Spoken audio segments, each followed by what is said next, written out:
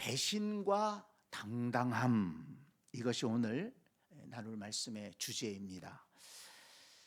예수님께서 11 제자와 함께 감람산에서 기도하고 계실 때 가룟 유다가 대제사장과 또 성전을 지키던 경비대장들과 또 백성의 장로들을 이끌고 그들은 무장을 했습니다. 그리고 예수님을 끌고 가기 위해, 잡아가기 위해 왔습니다. 예수님을 잡아가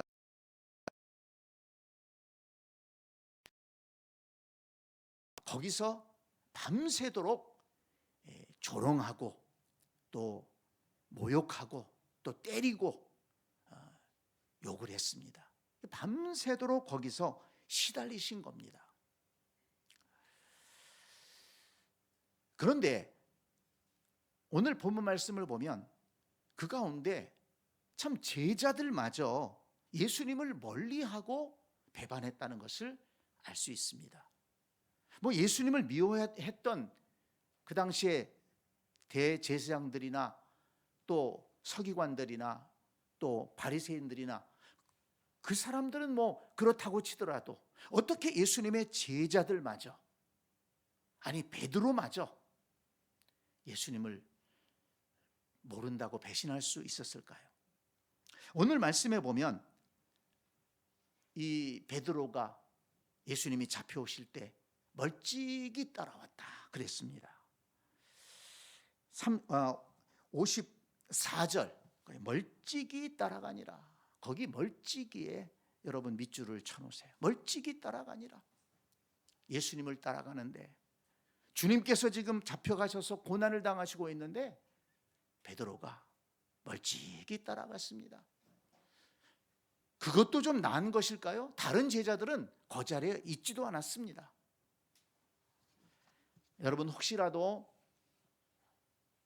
주님을 지금 따르고 있는데 멀찍이 따라가려고 하는 분들이 계시다면 여러분 우리의 신앙을 돌이켜봐야 됩니다. 우리가 주님을 따르되 우리는 주님 가까이에 따라야 되고 주님과 붙어 있어야 되고 너희가 내 안에 내가 너희 안에 있어야지 구원을 받고 열매를 맺는다고 하지 않았습니까? 가지가 포도나무에 붙어 있어야 열매를 맺는다고 그랬는데 이렇게 멀찍이 따라갔으니 무슨 거기에 힘이 있겠습니까? 기회가 되면 도망가려고 적당히 멀찍이 떨어져서 있었던 것이 아니겠는가, 이런 생각이 듭니다. 여러분 주님을 믿되 주님께 붙어 있을 수 있기를 바랍니다. 신앙생활하고 교회를 나와 예배하되 교회도 멀찍이 교회 다니는 분들이 있어요. 그냥 나왔다가 적당히 거리를 두고 내가 다 계산하고 그저 조금 하면 도망갈 생각하고, 그러면 은혜 체험하겠습니까? 그게 온전한 신앙이겠습니까? 이 멀찍이 따라갔다는 이 말씀이 우리에게 시사하는 바가 큽니다. 우리 가운데 한 사람도 멀찍이 따라가며 신앙생활하지 말고 주님께 딱 붙어있고 교회의 중심에 서서 신앙생활하는 우리가 될 수 있기를 간절히 축복합니다. 베드로에게 어떤 한 거기에 여종이 찾아와서 너 가만히 보니까 예수 제자 아니냐? 저 예수와 너 한패 아니냐? 그랬더니 대번에 나 너를 알지 못한다. 나 그를 알지 못한다. 무슨 얘기를 하느냐? 아주 그냥 어떻게 베드로가 그럴 수 있습니까? 근데 조금 있다가 또 어떤 한 사람이 너도 저 예수 한패잖아. 너 같이 다니는 거 내가 봤어. 그랬더니 발끈하면서 무슨 얘기를 하냐고. 나는 저 사람 알지도 못하는 사람이라고. 그런데도 그 자리를 떠나질 않았어요. 1시간쯤 있다가 또 한 사람이 베드로 알아보고서는 틀림없이 너도 갈릴리 사람 아니냐? 저 예수와 한패야. 그랬더니 더 발끈하면서 무슨 말을 하느냐? 너 사람 잘못 봤다. 그러면서 예수님을 부인하고 예수님을 모른다고 그러고 저주까지 했다는 것 아니겠습니까? 여러분 베드로가 누굽니까? 잘 생각해 보세요. 베드로가 누굽니까? 갈릴리 바다에 고기 잡던 베드로, 주님께서 부르셔서 모든 걸 다 버려두고 예수님 따라 나선 사람 아닙니까? 그리고 예수님 곁에 늘 따라다니면서 3년 반 동안 예수님 말씀을 옆에서 직접 다 들은 사람이에요. 예수님 기적 행하실 때 옆에서 다 보았던 사람이에요.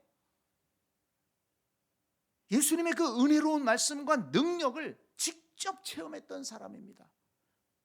예수님이 그 갈릴리 바다를 걸어오실 때 이 베드로가 그 예수님을 보지 않았습니까? 그리고 베드로가 나도 좀 걷게 해주세요. 예수님이 와라. 베드로가 그 물 위를 뭐 몇 발자국 아니지만은 걸었던 사람입니다. 근데 그런 베드로가 어떻게 이렇게 예수님을 모른다고 그렇게 잡아댈 수 있고 한 번도 아니고 3번씩이나 그럴 수 있을까요? 성도 여러분, 베드로가 지금 고문을 당하는 것도 아니잖아요. 베드로가 지금 잡혀간 것도 아니잖아요.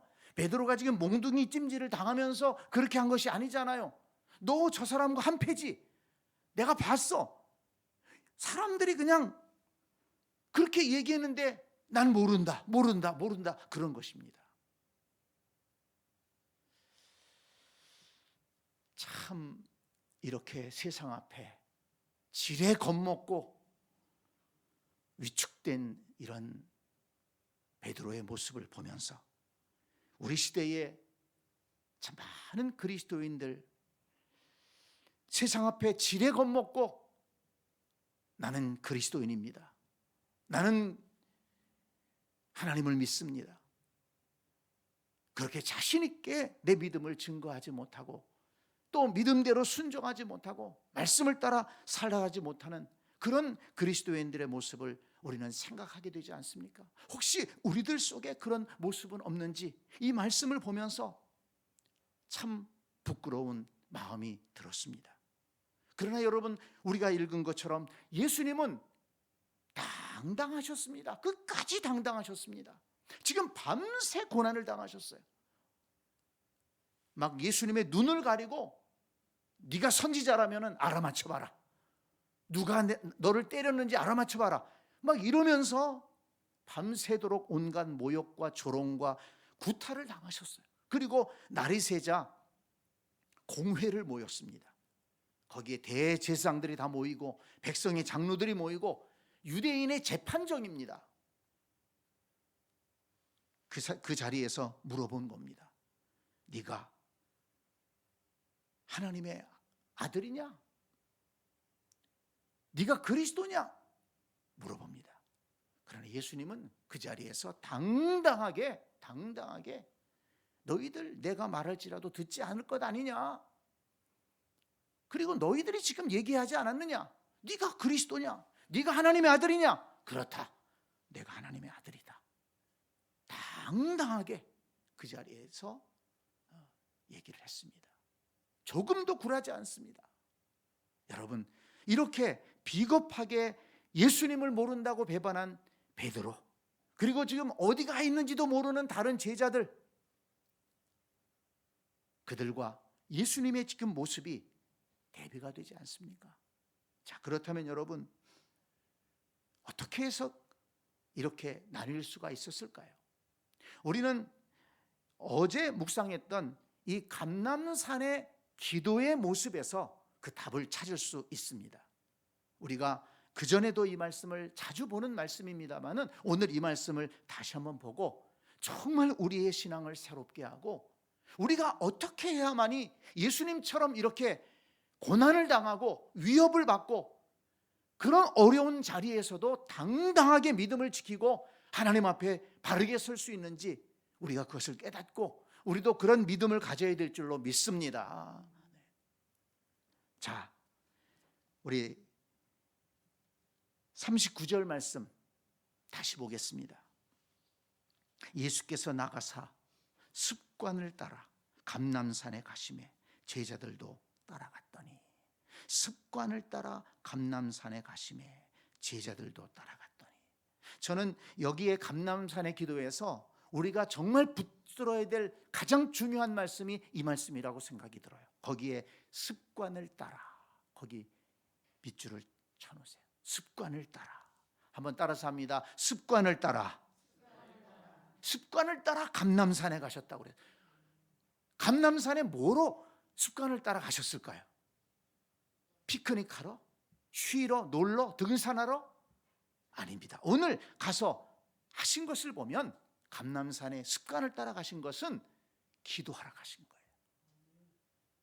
이 마지막 때 정말 이제는 잡혀가서 십자가를 져야 된다고 하는 그 마지막 순간에 예수님은 습관을 따라 내가 기도하던 자리, 기도하던 동산, 그곳에 올라가서 기도해야 되겠다. 그 습관을 따라 감람산에 기도의 자리로 올라간 것입니다. 그래서 40절에 보니까 그곳에 이르러 그들에게 이르되 유혹에 빠지지 않게 기도하라 하시고, 따라서 합니다. 유혹에 빠지지 않게 기도하라. 아멘. 그 다음에 46절 어찌하여 자느냐 시험에 들지 않게 일어나 기도하라. 한번 따라합니다. 시험에 들지 않게 일어나 기도하라. 네, 예수님께서 유혹에 빠지지 않게 기도해라. 그러고서는 예수님은 조금 떨어진 곳에 가셔서 거기서 무릎을 꿇고 간절하게 기도하셨습니다. 하나님의 뜻을 위해서 기도했습니다. 하나님의 뜻을 이루어 주옵소서. 하나님의 뜻이라면 내가 감당하겠습니다. 정말 이 십자가 지는 것 어렵고 힘들고, 그래서 정말 그 길 가고 싶지 않지만 아버지의 뜻이라면 가겠습니다. 내 뜻대로 마옵시고 아버지 뜻대로 이루어 주옵소서. 예수님의 기도는 아버지의 뜻을 이루기 위한 기도였습니다. 하나님 중심의 기도였습니다. 그렇기 때문에 하나님께서 기뻐하시고 천사를 보내주셔서 43절에 보니까 천사가 하늘로부터 예수께 나타나 힘을 더하더라. 천사가 하늘로부터 예수께 나타나 힘을 더하더라. 힘을 더해 주셨어요. 힘을 더해 주셨어요. 그러니까 예수님은 그 힘을 받아가지고 일어나서 잡혀가셔서 밤새 고난을 당하고 모욕을 당하면서도, 그리고 그렇게 많은 사람들이 둘러서서 위협을 하면서도 하는데도 당당하게 믿음을 지키고 사명의 길, 십자가의 길을 가게 된 것입니다. 어디서 힘이 났느냐? 여기 말씀에 답이 있는 거예요. 예수께 나타나 힘을 더하더라. 간절히 기도할 때 하나님께서 예수님에게 힘을 내려주신 것입니다. 그런데 그 시간에, 그 기도 시간에 다른 제자들은 잠자고 있었어요. 그래서 기도하다가 예수님이 오셔가지고, 야, 지금이 잠잘 때냐? 내 마음이 괴로운데 너희들은 잠잘 때냐? 일어나서, 여기 일어나 어찌하여 자느냐? 일어나 기도하라. 그렇게 제자들에게 당부한 것입니다. 기도할 시간에 기도하지 않았던 제자들은 이렇게 나중에 시험에 드니까 예수님이 다 내다보고 말씀하신 겁니다. 시험에 들지 않게 일어나서 기도해라. 유혹에 빠지지 않게 일어나서 기도해라. 그런데 그 시간에 기도하지 않았어요. 그런데 유혹이 오니까 넘어간 거예요. 시험이 오니까 넘어간 것입니다. 여러분, 이 말씀 꼭 잊지 마시기 바랍니다. 여러분, 우리가 평소에 여기 습관을 따라가 중요하다는 것이 이것입니다. 평소에 기도해야지만이 언젠가 시험이 올 때, 언젠가 힘든 일이 생길 때 넘어지지 않는다는 거예요.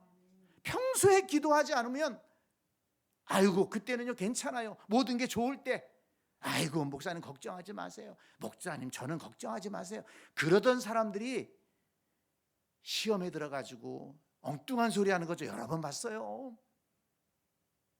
그때는 주님도 없고요, 말씀도 없고요.